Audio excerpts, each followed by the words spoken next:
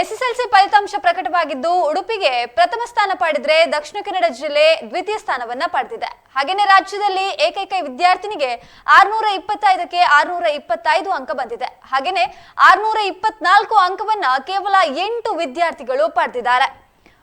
ಪ್ರಸಕ್ತ ಸಾಲಿನ ಎಸ್ಎಸ್ಎಲ್ಸಿ ಪರೀಕ್ಷೆ 1ರ ಫಲಿತಾಂಶ ಪ್ರಕಟವಾಗಿದೆ. ಕರ್ನಾಟಕ ಶಾಲಾ ಪರೀಕ್ಷೆ ಮತ್ತು ಮೌಲ್ಯ ನಿರ್ಣಯ ಮಂಡಳಿ ವೆಬ್ಸೈಟ್ ಫಲಿತಾಂಶ ವೀಕ್ಷಿಸಬಹುದು ಎಂದು ಕೂಡ ತಿಳಿಸಿದೆ. ಈ ಬಾರಿಯ ಪರೀಕ್ಷೆಯಲ್ಲಿ ಬಾಲಕಿಯರೇ ಮೇಲುಗೈಯನ್ನ ಸಾಧಿಸಿದ್ದಾರೆ. ಉಡುಪಿ ಜಿಲ್ಲೆ ಮೊದಲ ಸ್ಥಾನ ಪಡೆದಿದ್ದರೆ ದಕ್ಷಿಣ ಕನ್ನಡ ಜಿಲ್ಲೆ 2ನೇ ಸ್ಥಾನದಲ್ಲಿದೆ.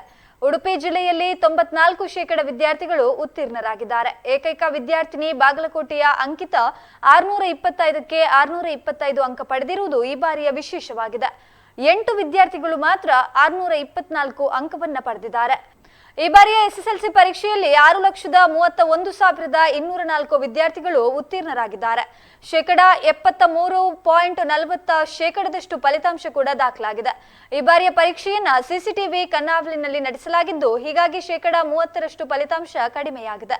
ಹೀಗಾಗಿ ಕೃಪಾಂಕದ ಪ್ರಮಾಣವನ್ನ 10ರಿಂದ 20%ವರೆಗೆ ಹೆಚ್ಚಿಸಲಾಗಿದೆ.